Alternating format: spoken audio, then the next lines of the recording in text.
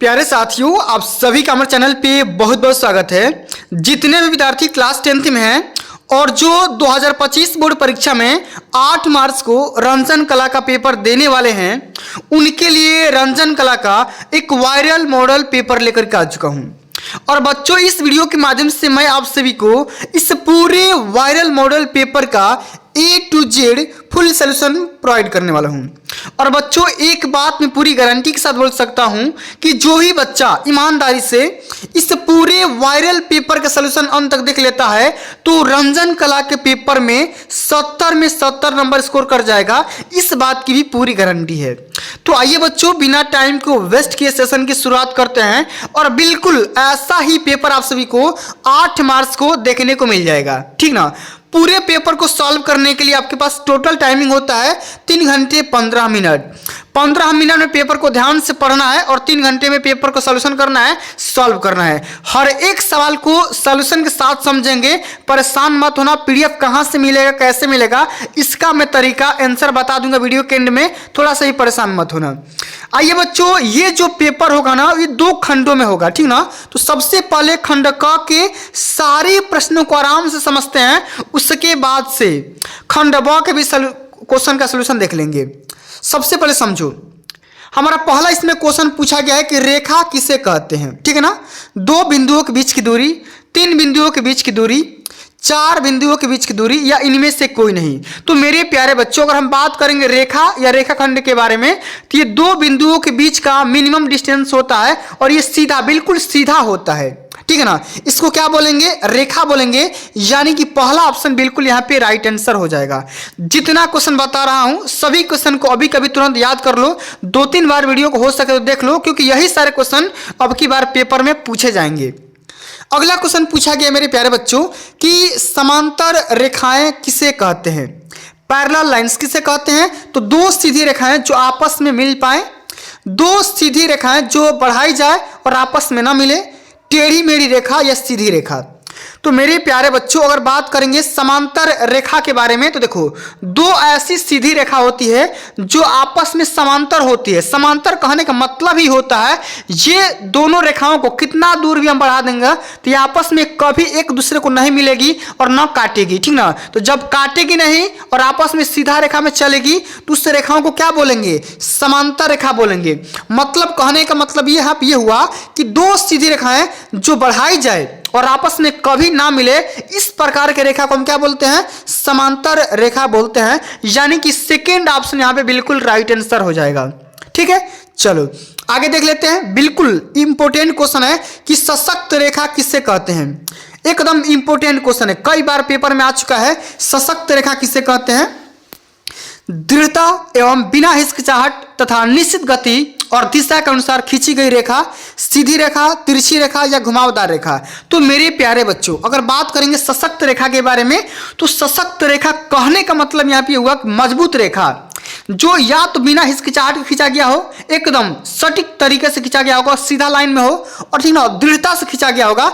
इस प्रकार की रेखा को क्या बोलेंगे, सशक्त रेखा बोलेंगे, ठीक है ना। सशक्त रेखा, पहला ही ऑप्शन क्या हो जाएगा, यहाँ पे राइट आंसर हो जाएगा, ठीक है।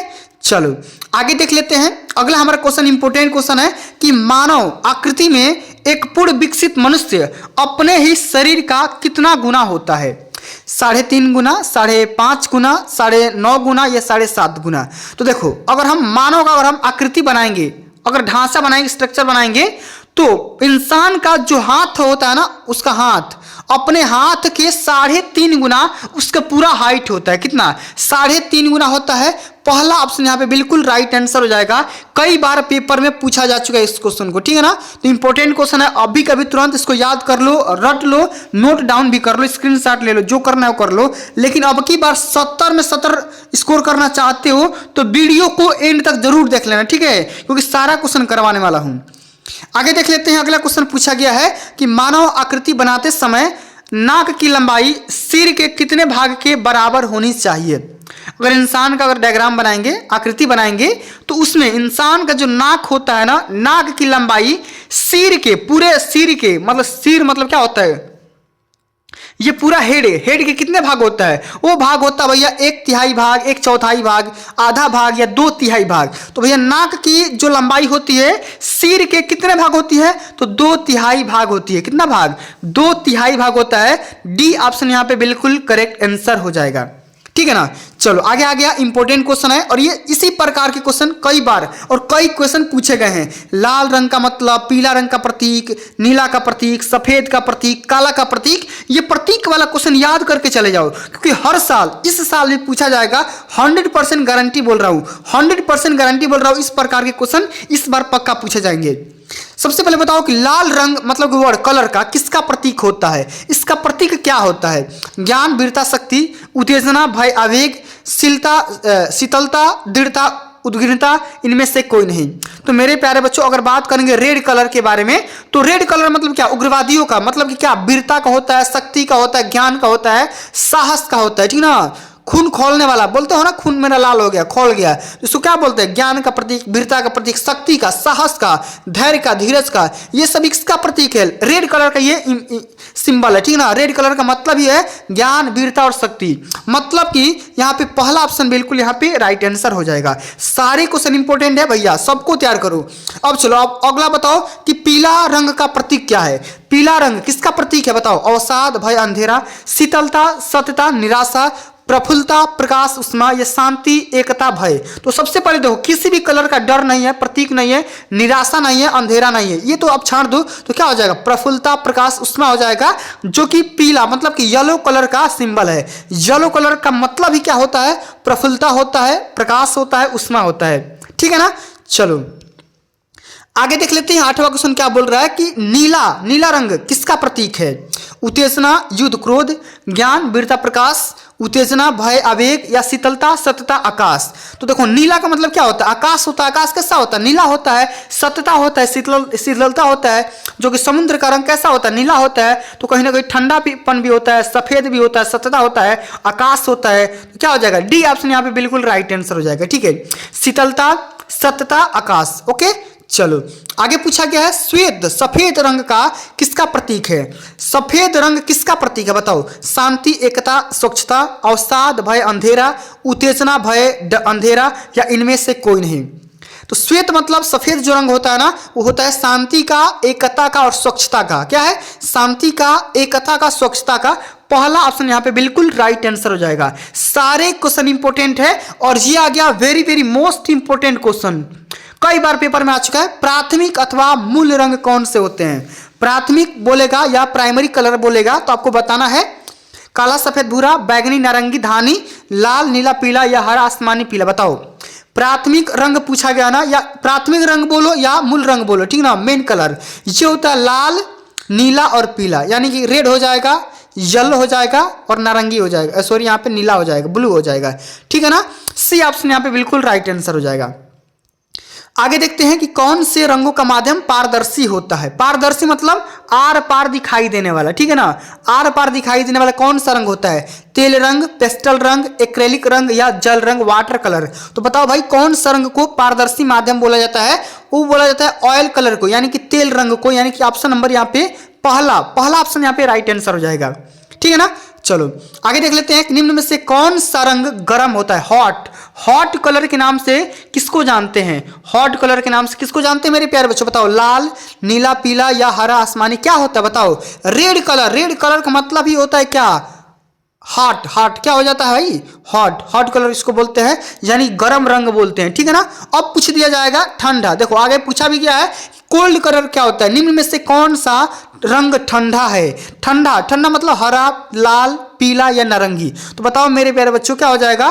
कोल्ड कलर क्या हो जाएगा? कोल्ड कलर क्या हो जाएगा? ये हो जाएगा हरा। क्या हो जाएगा? हरा कलर को क्या बोलते हैं? ठंडा कलर बोलते हैं। ठीक है। अगला क्वेश्चन पूछा गया है विरोधी कलर, हमेशा विरोधी रंग एक दो पूछा जाएगा, हमेशा पूछा जाता है। सफेद का विरोधी रंग कौन सा होता है? लाल, भूरा, काला, या हरा। देखो सफेद का विरोधी रंग हो जाएगा काला। ठीक है ना। क्या हो जाएगा? काला हो जाएगा। बहुत ही सिंपल सा क्वेश्चन है, कई बार पेपर में आ चुका है। डी ऑप्शन यहाँ पे बिल्कुल राइट आंसर हो जाएगा। आगे इंपॉर्टेंट क्वेश्चन है, कई बार पेपर में पूछा गया है और ये question very very most important question है। स्टार लगा लो, कई बार आ चुका है, इस बार भी पूछा जाएगा कि ओस्टवाल्ड चक्र में कुल कितने रंग होते हैं।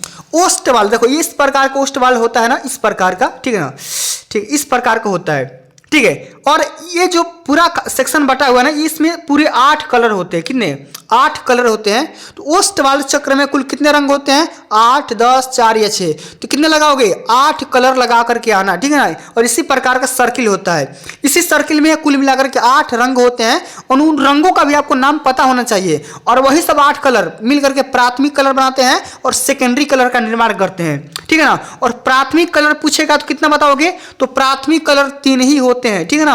इस बात को हमेशा याद रखना, ठीक है। आगे पूछा गया है तटस्थ रंग कौन से होते हैं।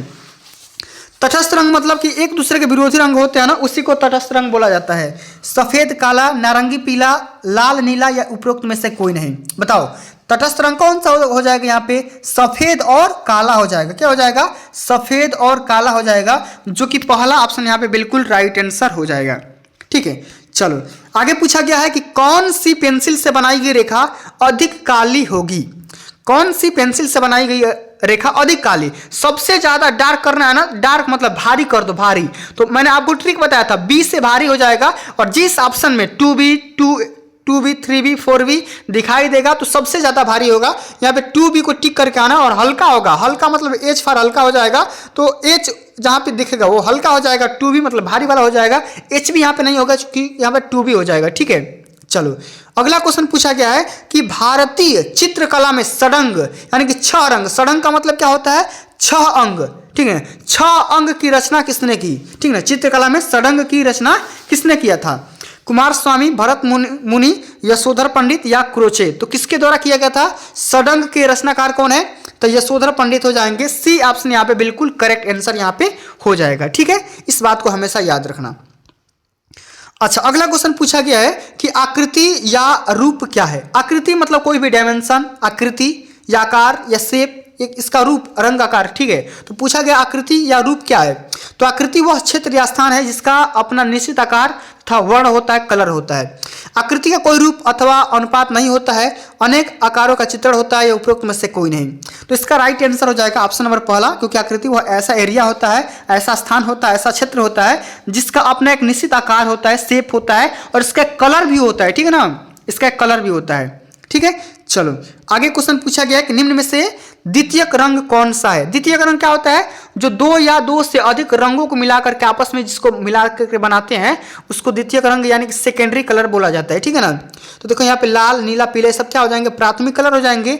लेकिन बैगनी, बैगनी क्या हो जाएगा भाई? बैगनी सेकेंड ऑप्शन जो आपका बी होगा वो क्या हो जाएगा? सेकेंडरी कलर हो जाएगा, क्योंकि बैगनी, बैगनी क्या है? 2 या 2 से अधिक रंगों को मिलाकर के आपस में बनाया गया है। सेकेंड ऑप्शन यहाँ पे बिल्कुल यहाँ पे राइट आंसर हो जाएगा, ठीक है।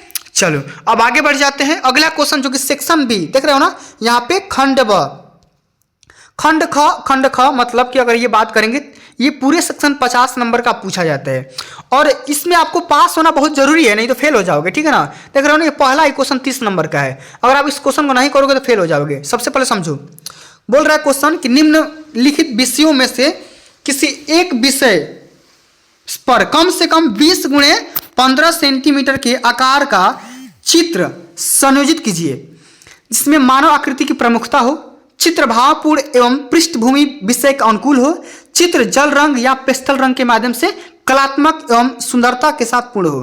देखो सबसे पहले आपको क्या करना है, यहाँ पर 4 ऑप्शन दिया गया है, ठीक ना। तो चारों को नहीं बनाना है, चारों में से किसी एक को सिलेक्ट करना है जो आपको अच्छा लग रहा है, जो ऐसा लग रहा है कि आप बना सकते हो।